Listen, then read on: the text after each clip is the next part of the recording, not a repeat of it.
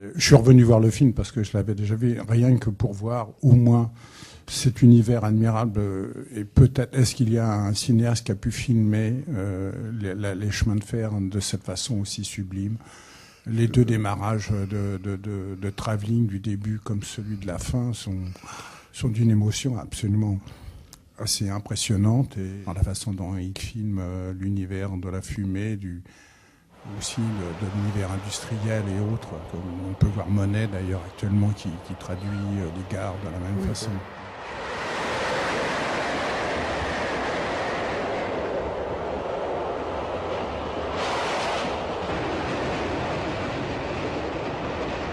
Alors, justement, sur ce point, le film est très passionnant parce que, bien sûr, il y aura toujours, et en particulier dans cette époque-là, l'impressionnisme qui influera sur Jean Renoir. Bon. Il est marqué par l'impressionnisme, on l'a bien vu en particulier dans La partie de campagne, qui n'est pas un film, comme je l'ai déjà dit ici, n'est pas directement offert à son père, mais à l'ensemble de l'impressionnisme. Et le film ici est lié, en effet, à l'impressionnisme. Mais, en même temps, c'est quand même plus complexe. Il est en même temps lié à la fin du XIXe siècle pour la France littéraire. On sait que Renoir, la moitié de son œuvre, de cette époque-là en particulier, toutes les œuvres, enfin, c'est Maupassant, c'est Flaubert, etc., c'est Zola, ce sont quand même les auteurs romanesques qu'il utilise le plus, et en particulier dans le courant de cette littérature, qui est une littérature naturaliste, ou en tous les cas qui va le devenir grâce à Zola d'ailleurs, mais dont le courant est un courant réaliste, extrêmement proche du monde tel qu'il est, et en même temps qui renvoie du côté littéraire à ce qui se pratique du côté pictural avec l'impressionnisme. Il y a là un lien. Mais justement, avec ce film, Renoir va faire un film criminel, donc un film de crime, un film de pulsion criminelle, et en même temps donc de réalisation criminelle. À ce moment-là, il a l'intelligence de comprendre que l'impressionnisme, il faut qu'il l'utilise, mais en même temps, il faut qu'il utilise l'expressionnisme. Et c'est le seul film où Renoir utilise un chef opérateur allemand à l'époque. Il ne l'a jamais utilisé avant. Et il ne l'utilisera pas après non plus pour la règle du jeu. Oh non, je t'en prie, nous ne sommes pas chez nous. Oh, je t'assure que Victor... Non, laisse-moi! Mais qu'est-ce que tu as aujourd'hui? Je sais que les hommes me dégoûtent. Vous ne pensez qu'à ça. Tous les mêmes.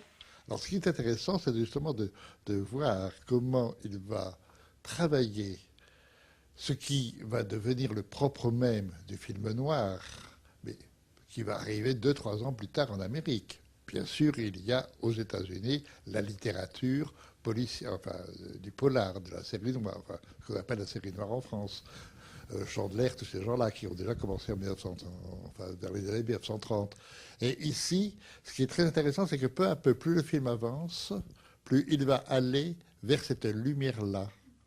Et une lumière qui n'est pas celle de la destinée qui est offerte au film lui-même par le principe d'écriture de Renoir. C'est-à-dire que quand on regarde bien le film, ce qui est le contraire même de la série noire, dans un film noir, les films américains, le destin reste la chose pesante, prégnante et une fois pour toutes définitive.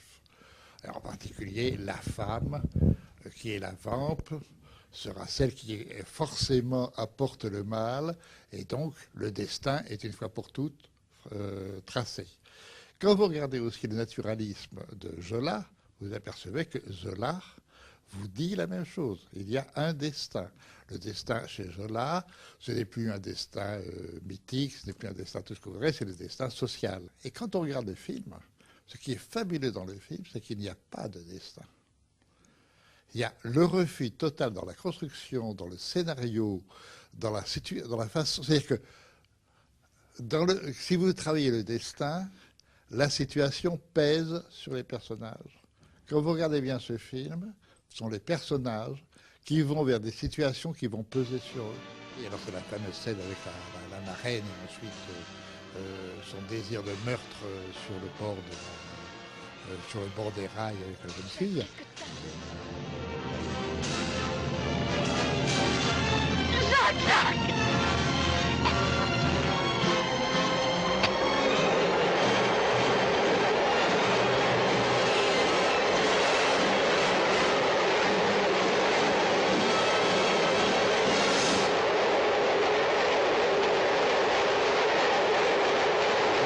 Passionnant quand on voit les films, c'est de se rendre compte qu'il traite quelque chose que Zola a traité en idée de destin, alors que lui refuse cette idée de destin de bout en bout, ne serait-ce que dans sa façon de faire parler les personnages.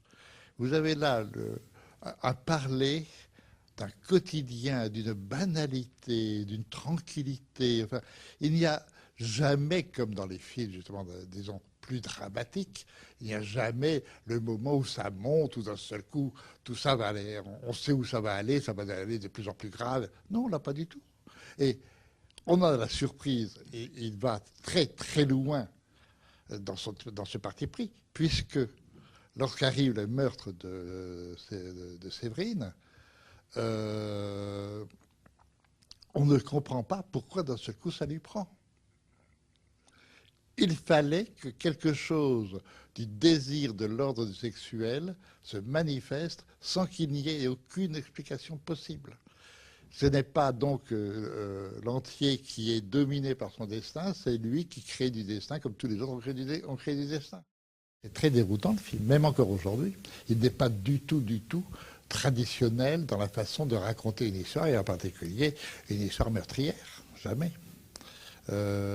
Même que vous prenez le meurtre de Grand Maison, on s'aperçoit que tout est simple. Tout est simple.